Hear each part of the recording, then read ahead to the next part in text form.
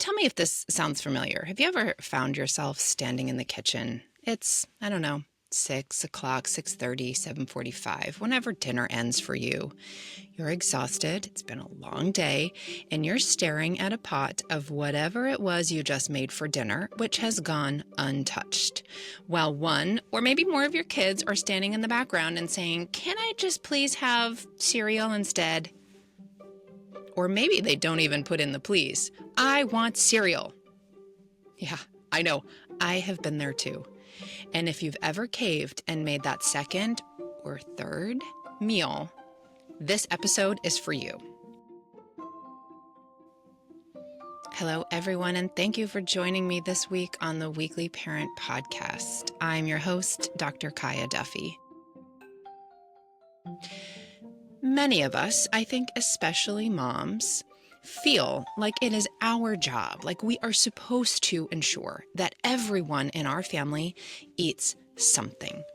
We want our kids to be nourished and healthy and growing, not hungry and certainly not melting down, especially as it gets closer to bedtime. My kids, if they didn't eat a good dinner, were inevitably starving the minute it was time for us to begin our bedtime routine.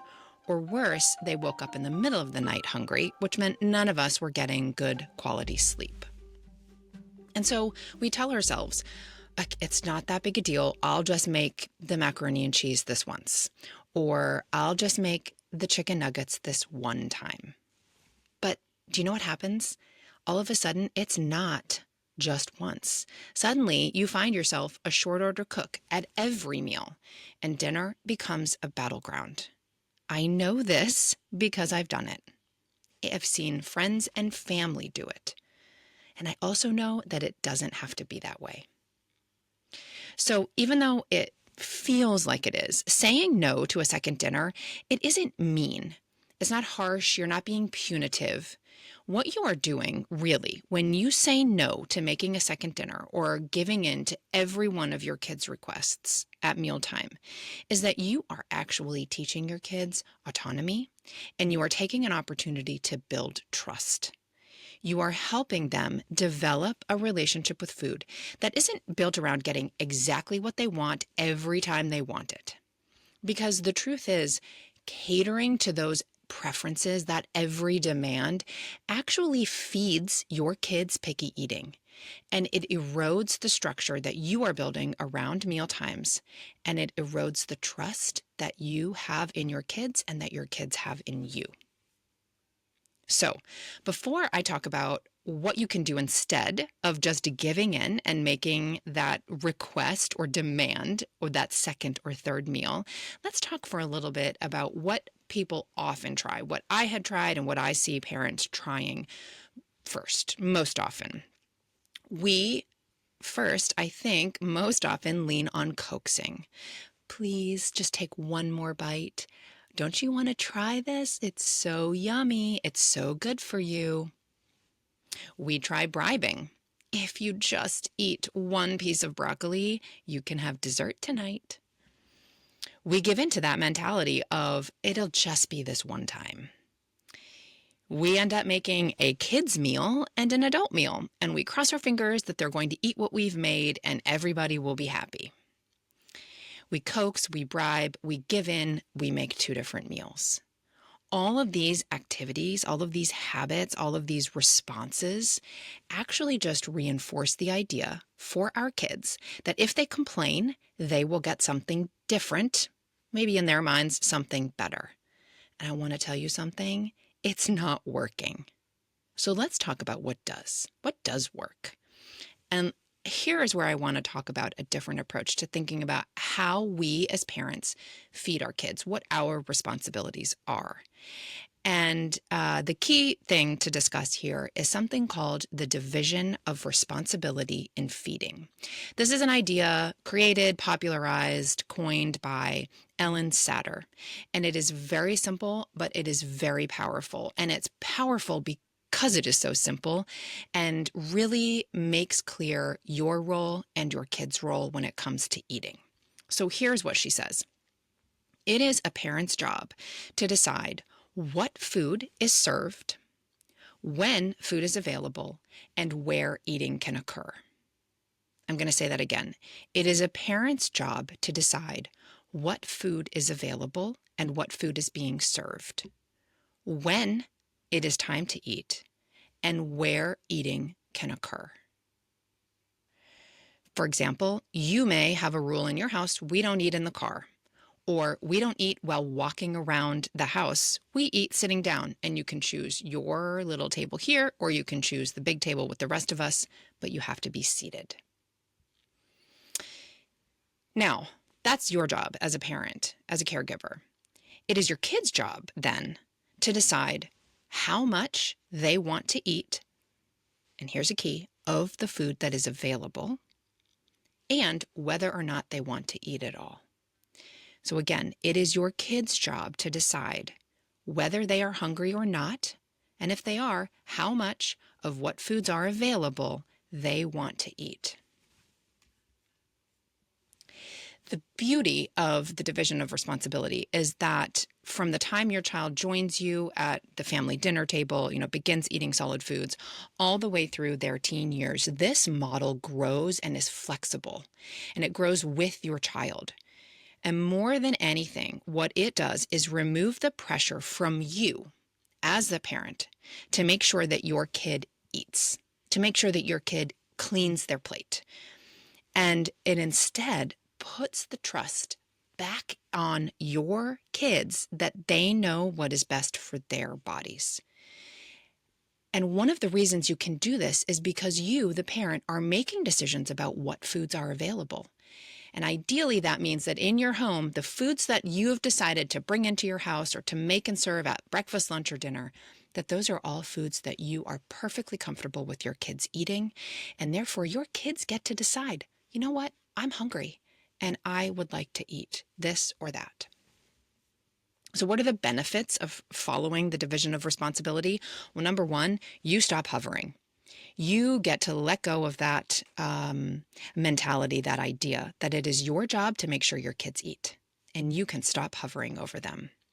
Your kids get a lot more practice listening to their bodies, listening to their internal cues of hunger and fullness, which will serve them in the long run. You get to stop making a second meal, so you save time and stress there. And I believe you will find that everyone is breathing a little bit easier at the family dinner table.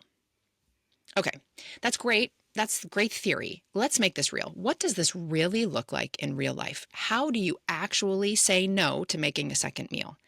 And stop doing that without feeling like you are, a tyrant. I have 6 specific ways that you can do this. Number one, the number one thing that you can do to help stop making a second meal is to offer a safe food. What do I mean by safe? I mean that when you are thinking about making dinner, making lunch, serving food, you make sure to include one familiar option, something that you know your kids have seen before, they've tasted, they will eat, and that they usually like. This doesn't mean that they will every time, but it's something that you feel fairly confident they're familiar with and they will eat if they're hungry.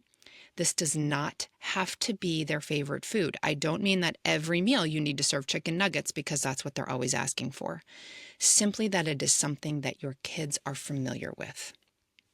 In our house, this could include whole wheat bread, or my kids happen to really like raw carrots and cucumbers. And so I at least have something like that available on the table because I know that they will eat it. Okay, number 2, have a consistent backup, but, and this is key, it needs to be a backup option that you don't make. So if your kid says, I don't want to eat anything you've put down, you have one go-to option that you can say, that's fine. You don't have to eat what's on the table. You can have this thing, a grilled cheese sandwich, a peanut butter and jelly sandwich, a cheese stick. The key to this, especially as your kids are older, it needs to be something that they can get for themselves. You have already cooked once. That's enough. You don't need to cook again.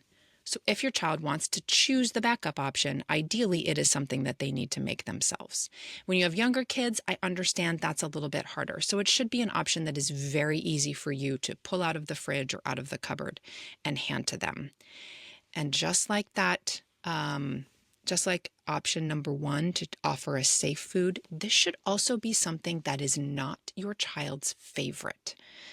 In my house, it's cottage cheese because my kids will tolerate it. And if they are really hungry, they will eat it.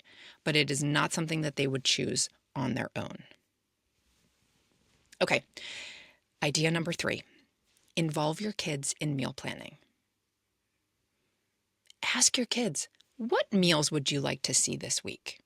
This doesn't mean that they get to plan every night and that you get to put pasta on repeat or that you have to put pasta on repeat because that's what they've requested.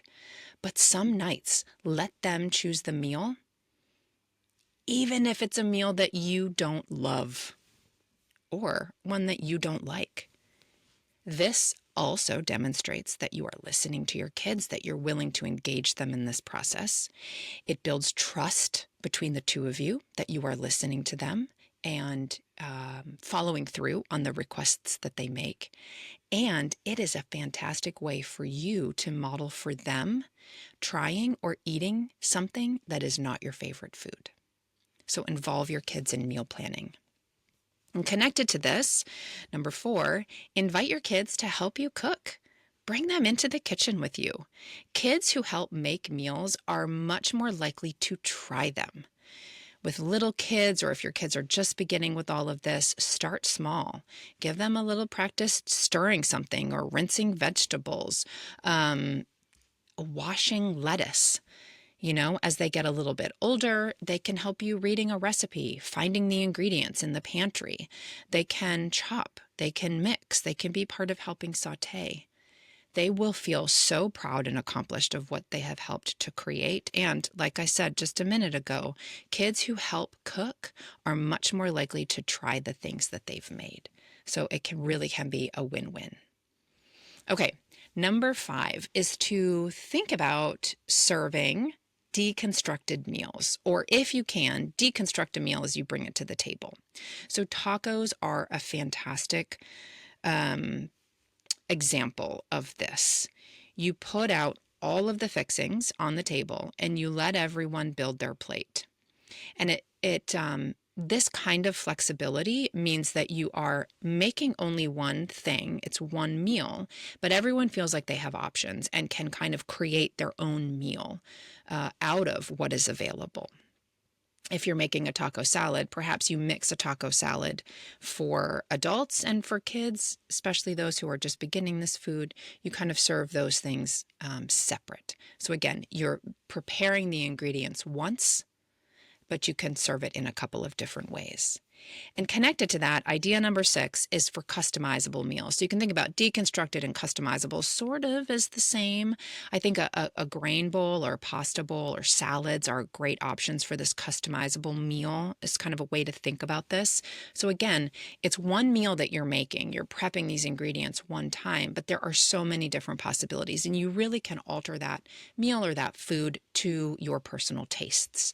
So you're providing the structure of the meal, but everyone in your family gets to decide what they include in their actual bowls or what they put on their plates. So none of this, saying no to a second meal, this is not about control. It is really about creating a structure within your family that makes everyone feel safe at mealtime. You can be considerate of your kids' needs and tastes and desires without catering to their every demand. The goal is not to eliminate every food conflict. That is impossible. So let's just say right here, that is not the goal. We're not trying to eliminate food conflicts, and this will not result in your kids never saying to you, "Can I please just have macaroni and cheese?"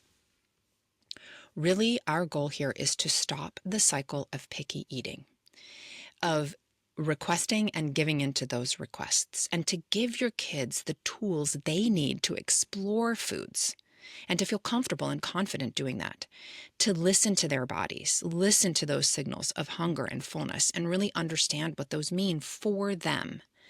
and for your kids to grow into confident, competent eaters.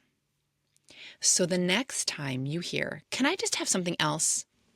take a pause, take a breath, and remember this one meal plan. It is okay for you to hold your boundaries and to trust this process. And hey, I would love to know what this looks like in your house. Do you already offer a consistent backup food item? What is it?